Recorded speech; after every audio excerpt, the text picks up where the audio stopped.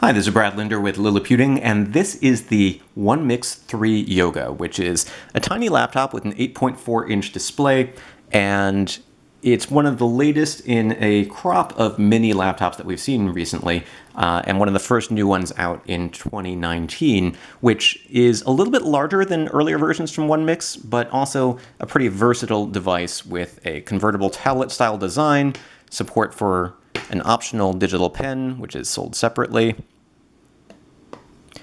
and an Intel Core M3 8100Y processor, 8 gigs of RAM, 256 gigs of storage, and a $760 starting price. So not the most affordable of the devices that we're seeing, but it is a pretty versatile thing that you can use as a full-fledged laptop, as a tablet, or in a variety of different ways. So this is a first impression video. It was just dropped off on my doorstep a couple of hours ago, and I've just started to play with it. But I wanted to give you a quick look, and we'll come back soon with more details and a more in-depth review. So as I mentioned, this is the version that sells for about $760. It's a very compact device that is, I mean, it's bigger than a smartphone, but it's smaller than a typical laptop. And it weighs just about 1.5 pounds and features micro HDMI, headset jack, full-size USB Type-A, USB Type-C, and an SD card slot. You can see it is not a fanless device. It does have a fair amount of ventilation here. And despite having sort of 2 speaker grills, I think it's only got audio coming out of one so far. The thing that impressed me most about it really is that the keyboard is substantially better than on a lot of earlier versions of these mini laptops that I've tested. There's still some compromises. You notice that there's not room for a full-size touchpad, so instead we have this sort of optical touch sensor, which can take some getting used to. But you can also use the touchscreen to interact. And so that's another option. And then, of course, you can use a pen, which is sold for about $20 extra. In terms of typing, it's not a bad experience. The keys feel, let me see here. The keys feel pretty much like full-sized keyboard keys. There's just a couple of awkward placements here. So the apostrophe and the colon buttons are not necessarily where I would immediately expect them. So it takes me a second to find them. You can see the keys are backlit, and the caps lock key is next to the A button here in a sort of awkward, semi-attached form.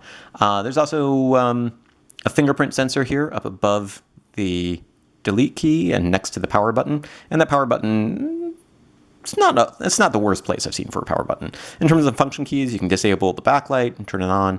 You can adjust the screen brightness or volume. And there's an option here to enable or disable the fan. And when you do that, you'll notice that you see this little icon here next to the battery light up. So performance-wise, it's a little too early to say very much, but the Core M3 8100Y is a decent little processor for basic computing. If you're not going to be doing a lot of, gaming or video editing or heavy-duty multitasking, it's not bad. I haven't had any problems using it to do things like watch videos, do a little web surfing, check my emails. So for light computing purposes, it's fine. If you were going to plug in an external display and use this for multitasking, where you've got 10 different apps running at a time, you might see it start to get a little bit more sluggish.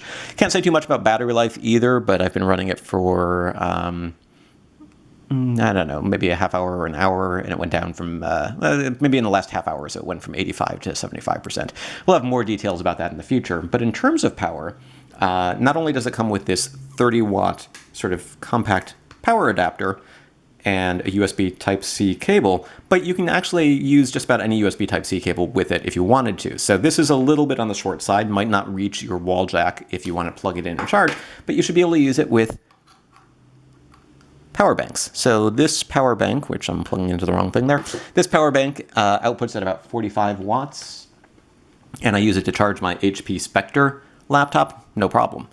But you can also use power banks that you might not be able to use normally with a laptop. So for instance, I've got this RAV power bank that cannot charge my HP Spectre or other laptops I've tried, and it seems to charge just fine here. It takes a second to detect, but once it does, it brightens the screen, and you can see that it is plugged in and charging.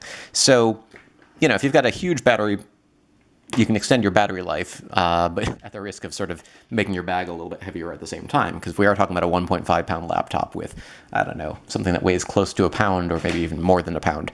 But it's nice to know that you don't necessarily need to carry your power adapter with you all the time. You don't need to be tethered to a wall just because you want to get a little bit more juice on the go.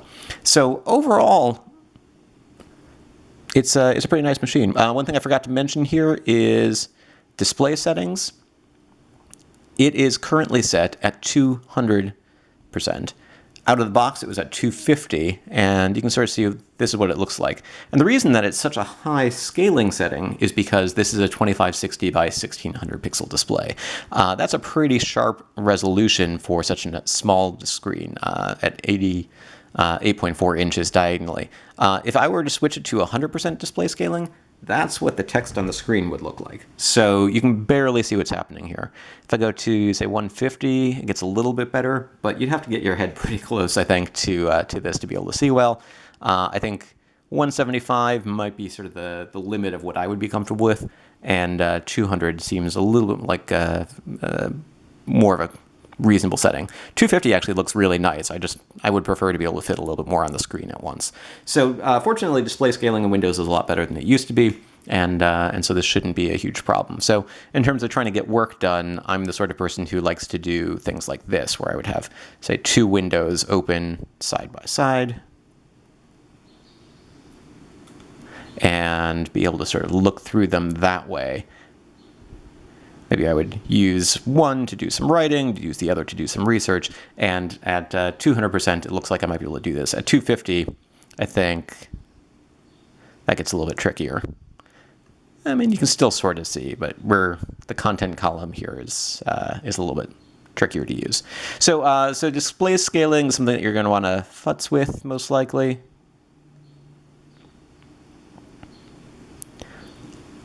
You can also adjust your power settings depending on usage. So you can, prioritize battery life or performance depending on what it is that you're doing. And again, since it supports tablet mode, you could use it for reading books, reading articles, doing other things on the go. And if you wanted to, you could also switch to tablet mode using Windows and make it more of a touch-friendly user experience.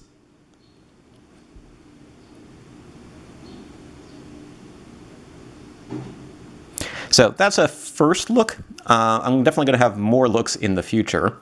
Let's do one quick thing here.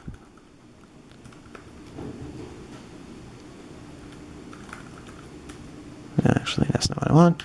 YouTube, Liliputing.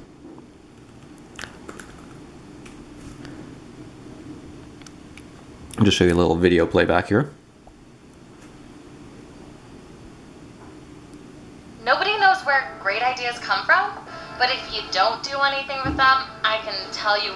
Hi, this is Brad Linder with Liliputing, and this is Dell's new XPS 2-in-1. So I just want to show you screen brightness. For about $9.99 and up, and at first glance it looks pretty similar to previous generation models, but there are a couple of key differences. First of all, mute is now 16 by 10, starting at 1920 by 1200, although also available all the way up to 3840 by 24. And so at max volume, it distorts a little bit. The brightness is a little bit hard to show in this video, I guess, because the camera seems to automatically adjust, but in that mode, you can get a better look at the backlit keyboard, I suppose. So that's about it for now. Go ahead and let me know what you think in the comments. You can find more links to purchase this or check out more details at liliputing.com.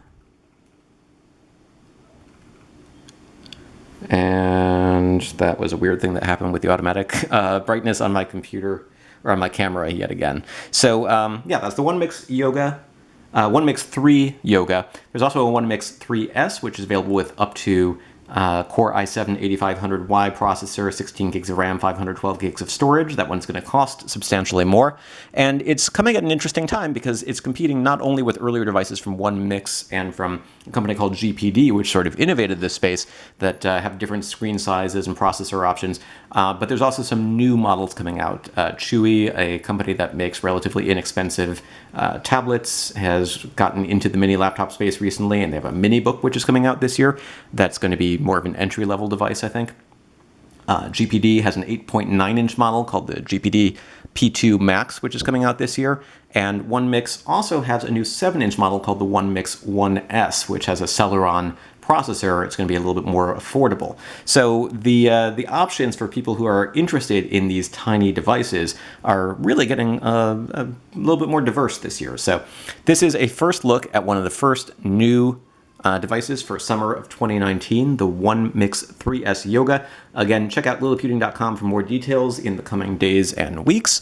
And let me know if you have any questions, things you want me to try. I'm definitely going to be trying to see how it boots from USB if I want to try and run Linux on it. I want to see what happens if I run some battery life and performance tests.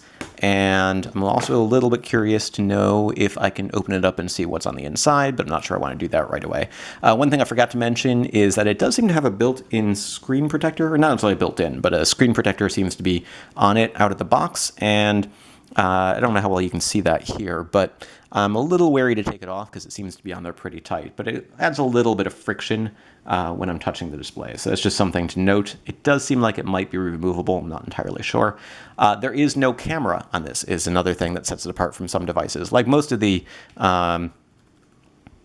similar mini laptops that we've seen in the last year or two, what happens when you open the camera app is it tells you it can't find a camera, so you'd have to plug in an external one. But that is something that we're going to see on some other devices. Some other mini laptops actually do feature cameras in one position or another. So one of the distinguishing characteristics there. So yeah, overall, I like it for its size, its weight, its general usability, its decent keyboard, its backlit keyboard, its multi-mode options.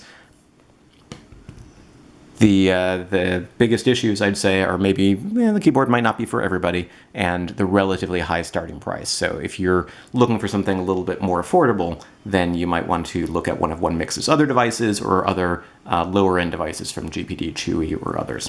This is Brad Linder with Liliputing and the One Mix 3 Yoga.